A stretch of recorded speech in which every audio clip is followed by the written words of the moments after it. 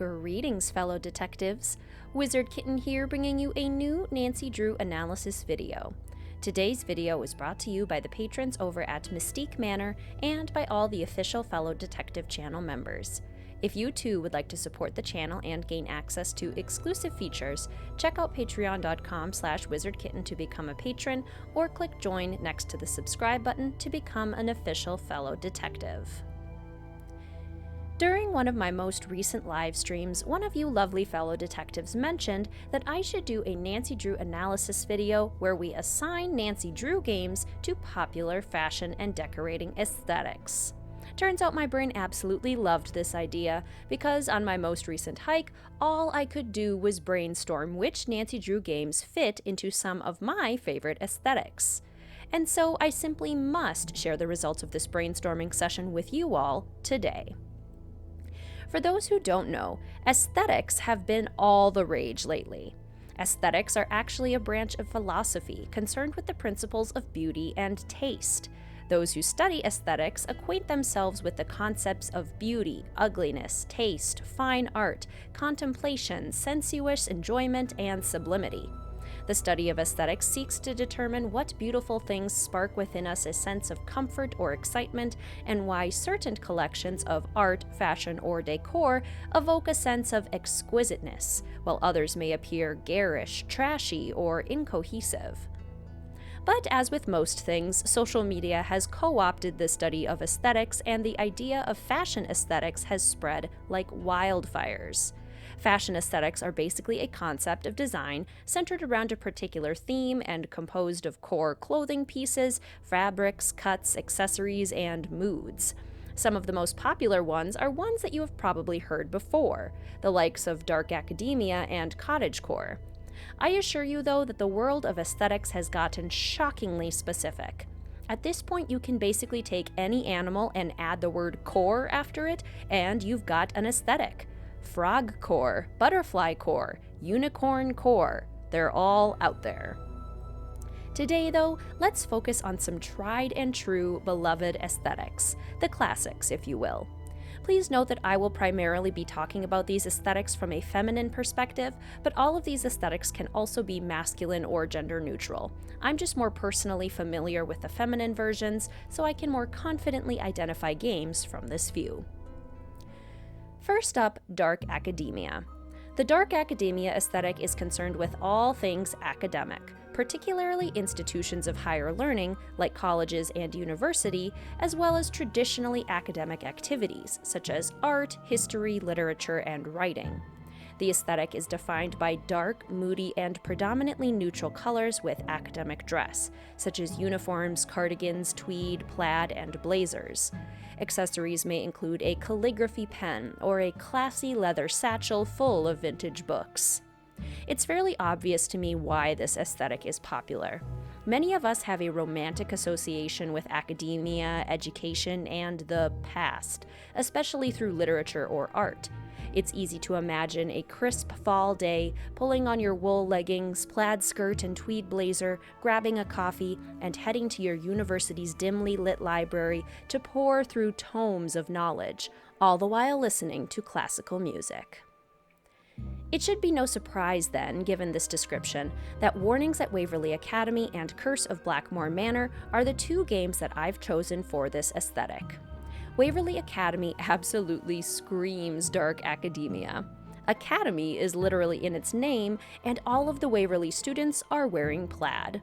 That alone would be enough, but then add in the focus on Edgar Allan Poe, a dark academia god, black cats, crisp fall and winter nights, a moodily lit library, homework, stone walls and ornate wallpaper, cello music, academic artifacts. The list, quite honestly, never ends. Curse of Blackmore Manor is also dark academia perfection. Dark academia very often skews British, so a dark historical manor on the English moors has already set the scene.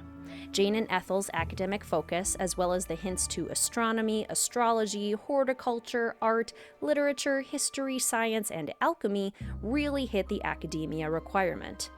Blackmore Manor does the rest of the work. a conservatory, a dark library filled with historic tomes, a great hall filled with knights, 4-poster beds, ornate wallpapers, moody lighting, and Renaissance-inspired music to boot. It's perfect. Next, Cottagecore. Cottagecore celebrates idealized rural life through cozy, feminine, and natural pursuits, like gardening, picking flowers, cooking and baking, reading beneath a tree surrounded by wildflowers, and caring for animals like bunnies, kittens, puppies, geese, chickens, etc. The aesthetic is characterized by light pastel colors and flowy feminine fabrics like lace or floral patterns. Accessories may include a hand-woven picnic basket or pearls. This aesthetic is incredibly appealing for those who are sick of the noise, hustle and bustle, and productivity obsession that seems to permeate life these days. Cottagecore brings us back to our roots to enjoy the simpler things in life. A nice cup of lavender tea in a porcelain cup, a quiet spring afternoon reading poetry in a field, and the cozy comfort of a thatched roof cottage as fresh sourdough bread bakes in the oven. For this aesthetic, I've chosen Secret of the Old Clock and Alibi in Ashes. Hopefully, Secret of the Old Clock stands out as an obvious choice. Cottagecore tilts heavily vintage, so the 1930s time period is doing a lot of heavy lifting simply because of the lack of technology or modern conveniences. We are also treated to hydrangea bushes, a creek with a little stone bridge, freshly baked pies, vintage dresses, sewing machines, record players, sunny days, fishing, and a light, bouncy soundtrack to accompany it all. Alibi in Ashes may not be as obviously cottagecore, but hear me out. The simple pleasures of a small-town life fit in beautifully with a cottagecore aesthetic. Local ice cream parlor, adorable vintage antique shop, lots of parks and historical buildings. Nancy's house is also full of books, a beautiful white piano, pastel colors, and of course, Togo. Her bedroom also has really light and cozy furnishings and artwork with a vintage touch. Combine this with the sunny atmosphere and bright music of River Heights, and you've got an excellent cottagecore game. Next, the granola aesthetic, closely related to Visco girls, but less trendy and more focused on the outdoors. Regardless, both aesthetics share at their core an appreciation for the environment and sustainability. The granola aesthetic is characterized by comfortable, casual clothes suited for outdoor adventures. Think Birkenstocks, a reusable water bottle, preferably a hydro flask, and an organic cotton t-shirt from your favorite eco brand. I've always been a bit of a granola girl, so it's easy for me to see the appeal of this aesthetic. I love to be outside, and I love clothes that are comfortable and conducive for adventures. I definitely trend towards traditional granola girl, your classic outdoor hipster vibes. So puffy vests, ankle boots, flannels, and denim are my absolute favorites. For the granola aesthetic, I went with Ghost Dogs of Moon Lake and Danger on Deception Island. Both of these games are centered around nature with themes of sustainability. Ghost Dogs of Moon Lake is the perfect setting for a granola girl like myself. The forest, the lake, the hiking trails, the ranger station, and the cozy cabin are perfect for this aesthetic, along with outdoor activities like bird watching, hiking, and brushing up on nature facts at the local park. Similarly, Danger on Deception Island is situated on a foggy harbor with beaches and features all sorts of outdoor, at-one-with-nature activities, like kayaking, whale watching, digging for clams, boating, and learning about whales so that you can advocate for marine mammals. There's a reason my granola heart loves both of these games.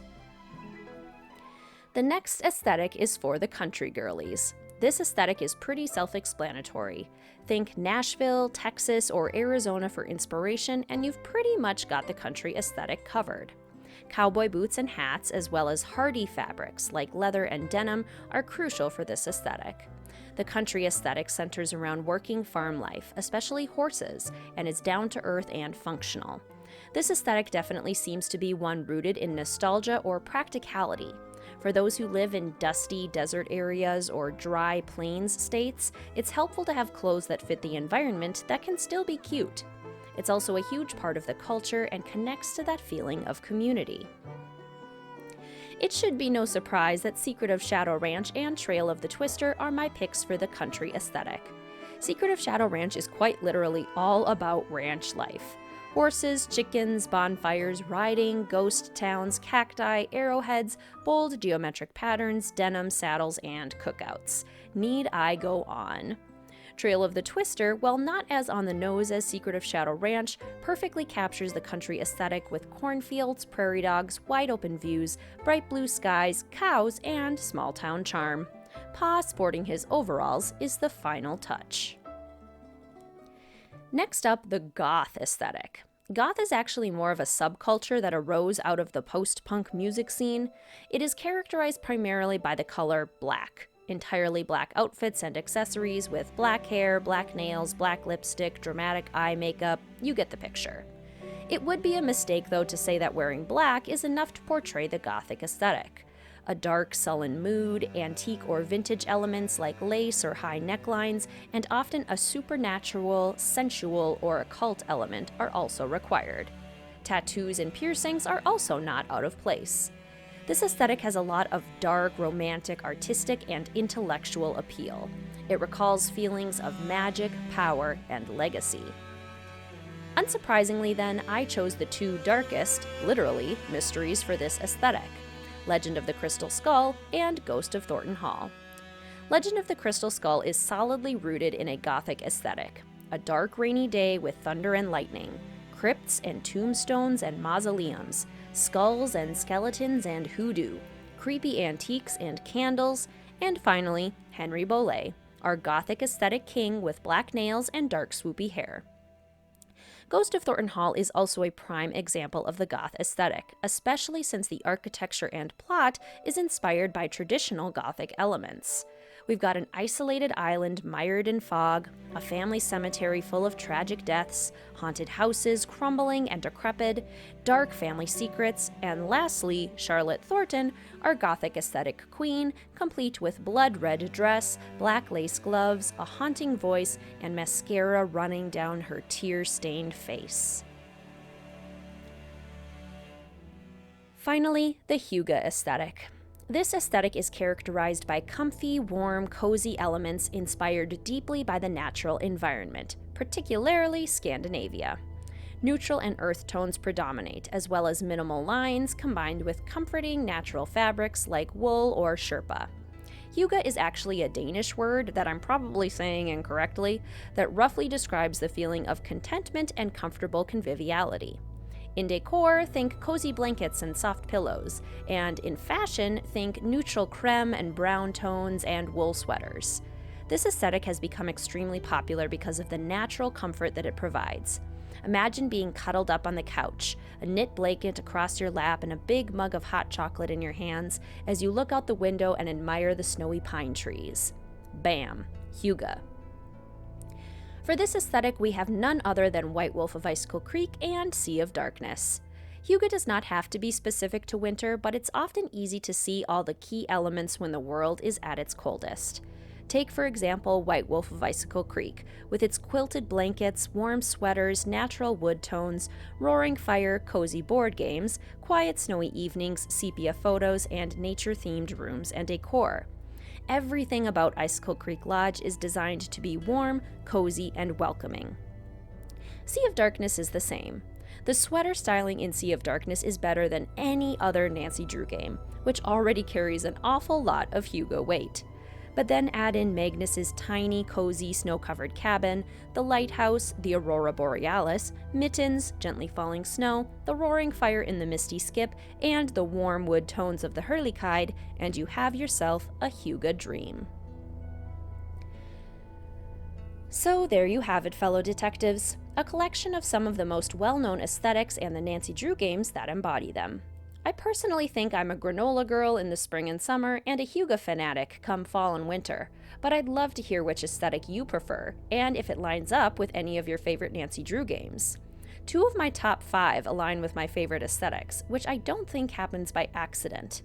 When we dress, decorate, or experience an environment that aligns with our favorite aesthetics, something in our hearts starts to sing. We become deeply drawn to it, which I think is probably a big branch of study within the actual philosophical field of aesthetics. Why are certain people drawn to certain aesthetics? Why is something beautiful to some and repelling to others? The world may never know. What other aesthetics can you align the Nancy Drew games with? Do you agree with my choices for the aesthetics? Let a wizard kitten know in the comments section down below. If you really enjoyed this video, please consider hitting that like button or tipping me for the video with a super thanks next to the download button right beneath the video. If you would like to come join a fantastic group of fellow detectives at Mystique Manor as a patron for the channel, gain access to exclusive content, and support the making of more content like this, please check out patreon.com/wizardkitten. I also have channel memberships with exclusive badges and emojis to use during streams and in the comment section. If you'd like to support the channel by becoming an official fellow detective, click join next to the subscribe button. Please feel free to follow the channel on Instagram or Discord, linked in the description box down below. And as always, please feel free to like, comment, subscribe, and hit that notification bell for more Nancy Drew and Sims 4 content. Thank you so much for watching, fellow detectives. I will see you soon.